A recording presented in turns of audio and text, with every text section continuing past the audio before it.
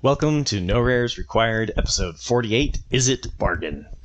Drafting, also called Limited, is the best way to collect all of the cards from a new set. That is, if you win enough games. So every week I discuss the top commons and uncommons for a color pair or archetype, since they are the cards that you will see the most when drafting. I also walk through my approach or strategy that has gotten me into numbered mythic ranks each month, allowed me to draft infinitely, and collect more wild cards than I will ever need for Constructed. And as you might see from the videos of my drafts, I think my card selection and strategy is what gets me there over my gameplay, since I make mistakes often. Blue has been struggling a bit in Wilds of Eldraine, but at the time of this recording, Blue-Red Izzet is the top performing blue archetype.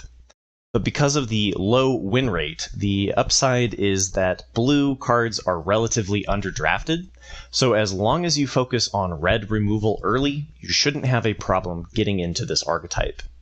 In this series, I like to start out with my draft skeleton, which is a theoretical build limited to 17 commons, 5 uncommons, and 1 rare that helps paint a broad picture about the archetype. The key takeaways are expect to splash for other colors, especially cheap removal that comes with a bargain like Candy Grapple, and try to get at least 5 cards with bargain. Cards that generate treasure help enable your splash while also helping you have fodder to sacrifice for bargain. And the key payout that I feel is almost necessary, but I also pretty consistently see when blue is open, is hatching plans. As far as aggro, midrange, or control goes, I recommend taking advantage of the blue counterspells Spell Stutter and Ice Out, and the great red removal like Torch the Tower, Flick a Coin, and Cut In at common to control your opponent. You'll need a couple of win conditions like Imidane's Recruiter or Hornblock Whale, but you can get away with a surprisingly low amount of board presence since you have excellent card draw through cards like Johann's Stopgap, Into the Fey Court, Flick a Coin, Hatching Plans, and even Grabby Giant in a pinch. With that in mind, let's dive into the cards individually. Magic the Gathering has a rock, paper, scissors built into its game design. Typically, aggro decks beat control, midrange beats aggro, and control beats midrange. So as a control deck, your toughest matchup will be against red-white Boros and black-red Rakdos. Cheap removal will be critical to surviving the early game, and it doesn't get much better than Torch the Tower. One of the top performing commons in every red archetype, but I put it at mythic level in blue-red Izzet, and I will take it pack one, pick one if it looks like I can wheel, which means see again and pick 9, some good blue cards. And the reason it performs better in this archetype over all the other red archetypes is you'll have the easiest time paying the bargain cost and potentially even trigger a draw 3 off of Hatching Plans in blue-red Izzet. Since we're aiming to remove our opponent's early plays, draw cards to cycle to our win conditions, and create treasures to bargain and splash, a card that does all 3 is Flick a Coin. So it's not surprising that Flick a Coin's highest win rate is in blue-red Izzet. This card also wheels, so aim to take it late. Another common that has its highest win rate in Izzet is Into the Fey Court. Card advantage alone can win you games, and this comes along with a 1/1 flyer that can only block creatures with flying, but it makes a great target for a young hero role. This card also wheels, so aim to take it late. And I've really enjoyed Spell Stutter as long as I'm in Dimir or Izzet control. You'll want to use this to counter their 4-drop ideally, since later in the game it can fizzle if your opponent has excess mana. You can also plan to pick these up on the wheel, and is a good signal that blue is open if it does indeed wheel. Redcap Thief also performs best in blue-red Izzet. A 2/3 body is great at slowing down the plentiful amount of 2/2 grizzly bears in the format, and the treasure token is great to bargain or splash. You might notice a theme here, but Redcap Thief also wheels. Basically, one of the advantages of this archetype is that many of the cards are underdrafted, so it can be very consistent to draft. Ice Out fits the bargain control plan perfectly, and its highest win rate is also Izzet. And guess what? It also wheels. And we finally get to the first card that didn't make my draft skeleton, but is worth a mention.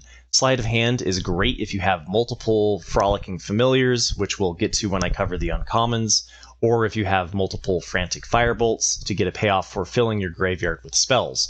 Generally, I've found the more expensive spot removal, like Frantic Firebolt, to not work particularly well, but it's still good filler that has its highest win rate in Izzet, Sleight of Hand that is, and it's available on the wheel, so I thought it was worth a mention. Johan's Stopgap increases your count of bargain cards, is good if they've used pacifism on one of your win conditions, and it can also just be used to remove a threat that slipped through one of your counter spells, and it's also available on the wheel.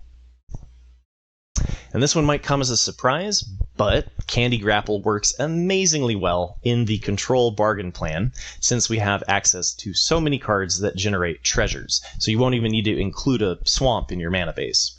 You can also keep your eyes out for Kellen's Light Blades in white, but I much prefer Candy Grapple. This one, however, does not wheel, so you'll have to take it early. Which brings me to another upside to this archetype. It's a good place to pivot if you started out red-white or black-red Rakdos, the two most winning but also most drafted archetypes that I covered in week 1. If you aren't seeing the cards that you want wheel, then blue is a good backup plan. Cut-in is decent spot removal, and you might even get to put the 1/1 or the hero roll on one of your 1/1 flyers from Into the Fey Court. This one also doesn't wheel, so basically focus on red removal, pick 1 through 7, and plan to pick up the synergistic pieces on the wheel. Grabby Giant creates a treasure token at instant speed, which is especially nice if you were holding up a counterspell and they played around it, or just ended up drawing a card and passing their turn on turn 4. Then you get a 4/3 that can sacrifice an artifact or land to draw a card late in the game. And it has reach 2, which doesn't matter too much unless you're up against Dimir Fairies. Crystal Grotto is great at fixing for cheap off-color spells like Candy Grapple and Kellen's Light Blades, where paying the 1 extra mana isn't too detrimental. It's not great for a 5-cost off-color splash, though, so keep that in mind. And I've enjoyed playing Prophetic Prism since it helps fix for a splash, and unlike Crystal Grotto, it helps splash for more expensive splashes like Imidane's Recruiter's Adventure Side that we'll cover very soon, and it is also a decent target for bargaining since it drew a card when it came into the battlefield. And now for the uncommons. Izzet gets 2 mythic level uncommons that I'm plenty happy to take pack 1 pick 1. The key mythic level uncommon is Hatching Plans. Of all of the cards that put me into Izzet, it's opening one of these in pack 1. Drawing 3 for 2 mana is incredible, as long as you have enough cards with bargain so that it doesn't just sit on the battlefield. The other mythic level uncommon is Imidane's Recruiter. You want a win condition after you've controlled your opponent into the ground, and Imidane's Recruiter is great. You can cast the White Adventure off treasures, Prophetic Prism, or Crystal Grotto for 6 in a pinch, and for 8 you can attack with 3 3/2s with haste, which you'll want to wait to do, since you'll have very little board presence otherwise in this archetype. Frolicking Familiar is a nice payoff for the archetype. Its Adventure Side deals 1 damage to any target for 1 red, and then you get a 2/2 flyer that gets +1/+1 for each instant and sorcery spell that you cast. Since you're often casting at least 1 instant or sorcery spell a turn, this acts as a 3/3 flyer for 3, which is great pressure. And we want as much removal as we can get in control, so we can answer our opponent's threats. So the fact that this is a creature and a removal spell is excellent. Do be careful, though, what you target with the removal side, since if the adventure side fizzles, you won't be able to play the creature side later. Witchstalker Frenzy is top quality red removal. You tend to have a smaller board presence in Izzet, since you have so few creatures, but luckily, this also triggers off the number of your opponent's attacking creatures. So save this until your opponent's turn, unless there is a threat that absolutely must be removed immediately. Picklock Prankster is great in a deck that is mostly spells, since its adventure side lets you mill 4 and put an instant or sorcery, or fairy, into your hand. And then as a 1/3 vigilance flyer, it stops your opponent's aggression. And Edgewall Inn deserves a mention even though it didn't make my draft skeleton. It's great fixing for an off-color splash. I don't aim to do anything other than draw pass on turn 1 and maybe hold up a torch the tower. So the fact it enters the battlefield tapped isn't a problem for this archetype. And then later in the game, you can use it to return an adventure like Frolicking Familiar, Imidane's Recruiter, or just Grabby Giant. And since you can play both sides of the adventure card, it's functionally a draw 2, but without lowering the number of cards left in your deck if you by some weird circumstance are at risk of losing to drawing your last card. And now for the rares. Horned Lock Whale is the top performing rare for every blue archetype outside of Talion's Messenger in Dimir. The adventure side lets you bounce an opponent's attacking creature, and they choose whether it goes on the top or bottom of their library. Great at surviving that early pressure from aggro, and then later it comes in as a 6/6 with Ward 2, and it has Flash, so you can play it out on their turn, but it will come into play tapped if you do. There are several rares that caught my attention for this archetype, since Control especially needs a win condition, or you just stop all of your opponent's plays, draw through your entire deck, and then lose the game to mill.